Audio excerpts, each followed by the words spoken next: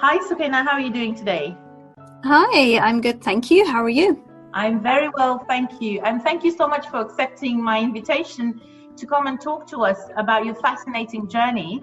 So Sukaina Mukhtar from Love to Learn To, through which you assist children discover mindfulness and developing their mindset through academics as well as emotional intelligence. So Love to Learn To is based in London.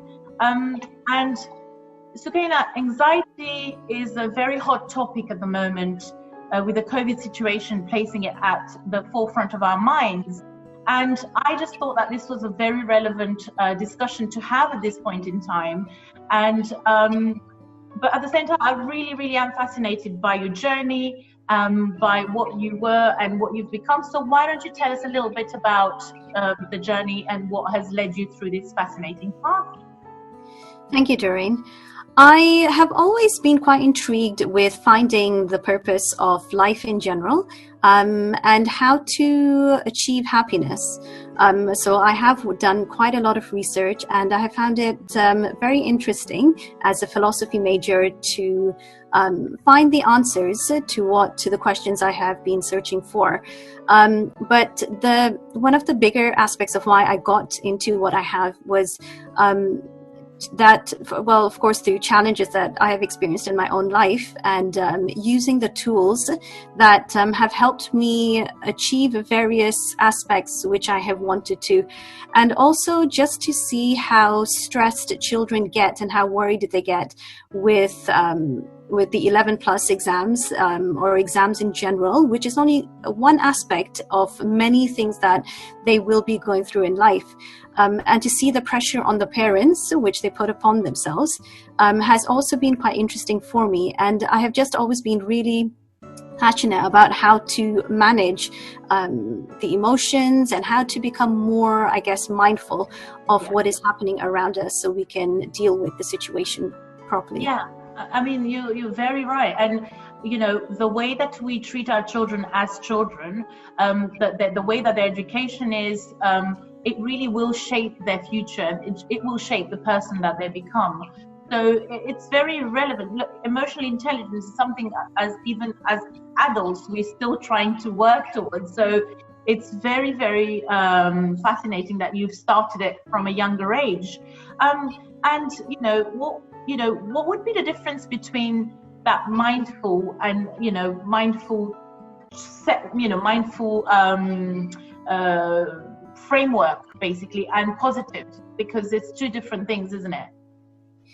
Now, mindfulness for me, when I was trying to actually differentiate between the two words, is being aware of what is around you, being aware of your thoughts, using your senses, and bringing you to the present moment. Now, when you're able to do that, you are able to focus on things that are positive, and become a lot more grateful for what surrounds you. Another really important aspect of positive thinking would be to support children who have a lot of anxiety or fears, and it's a great stepping stone or skill set to learn. So how to take a negative thought and turn it into a positive one. So with the COVID situation, children being at home, homeschooled, do you think that's going to actually have a positive impact on the children, or more of a negative impact in terms of their anxiety levels? The children who do get anxious, often they experience social anxiety. For them, it is a great thing to be at home because they don't have to face their fears. Yeah. However, there are some children who might become more fearful depending on what they hear on the news or how their parents react. But of course, as parents, everything cannot be in our control. And of course, for us to also learn how to manage our emotions and feelings in front of our children is very challenging. And I think a lot of parents feel a sense of guilt, which they shouldn't. Yeah, absolutely.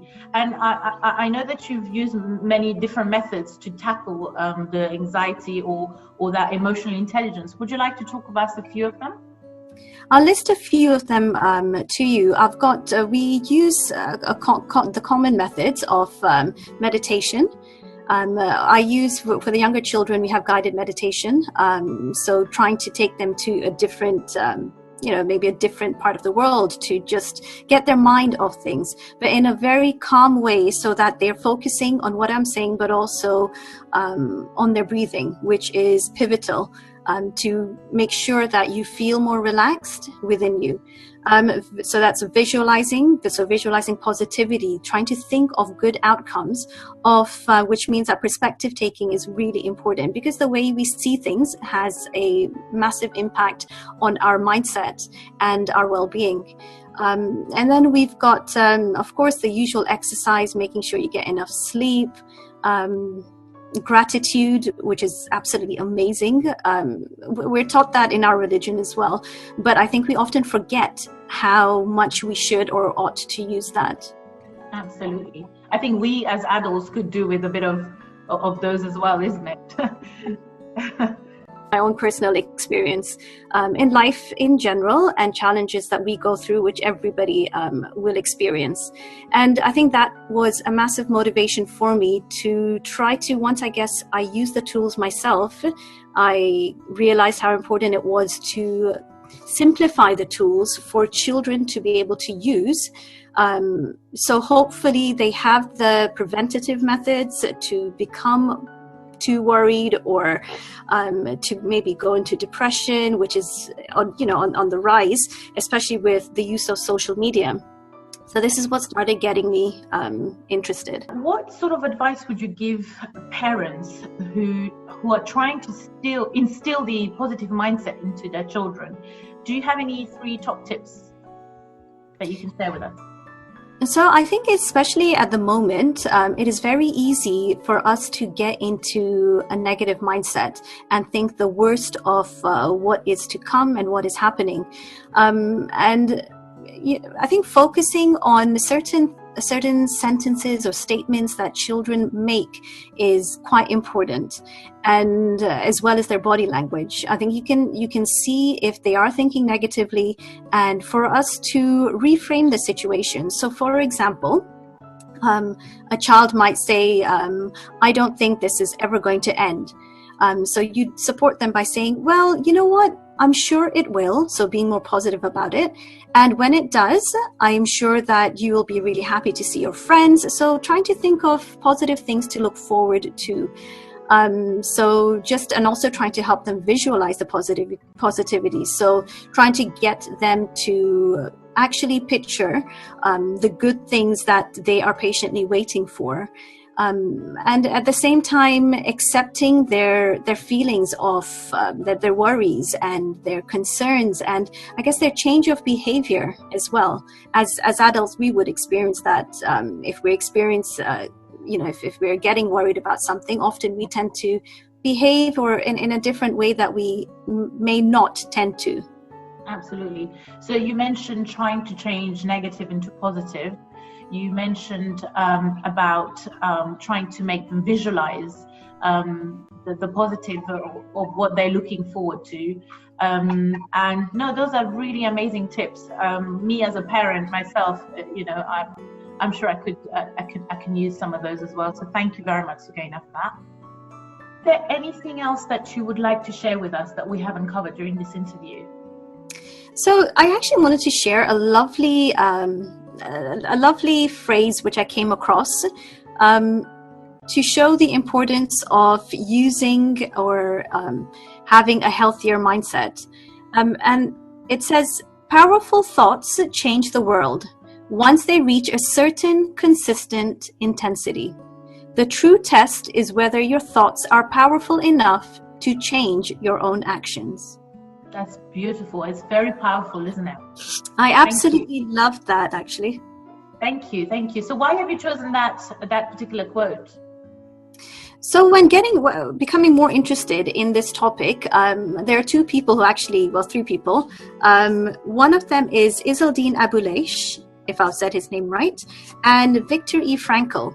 After reading their book and seeing how beautifully they were able to manage their emotions despite the challenges they faced, I just found the impact profound, and and how they used the tools to get where they were.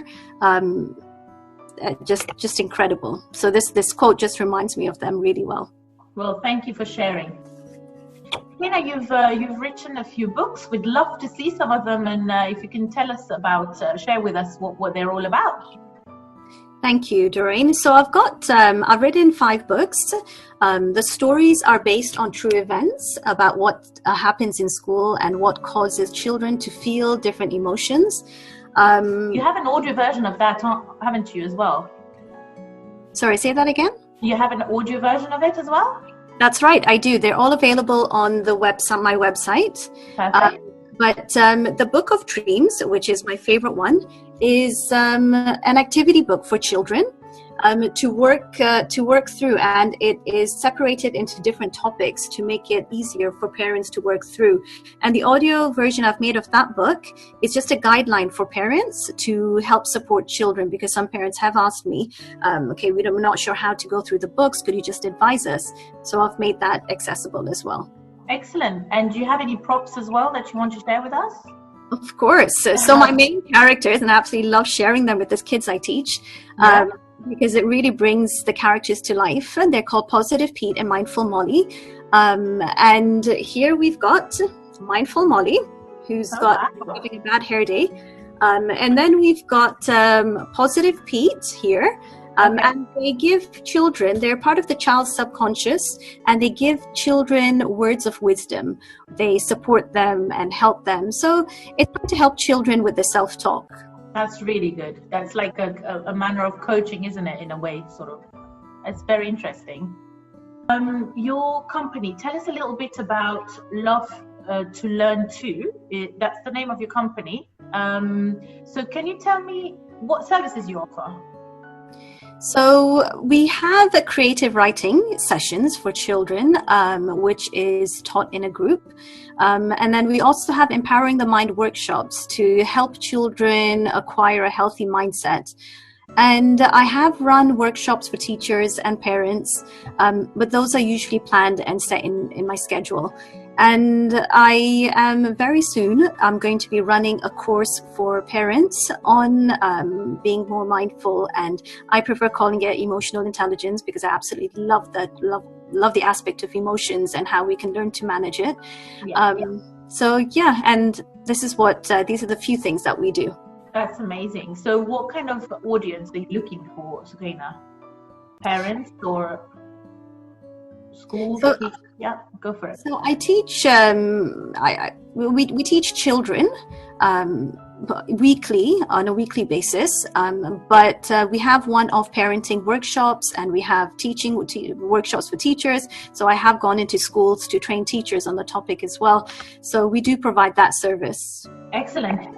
So tell us, Sukaina, if one of us wanted to reach out to you, how can we reach out to you? The best way would be Instagram. So the name is Love to Learn To with the number, or you can reach me through my website. So www.lovetolearn2.com.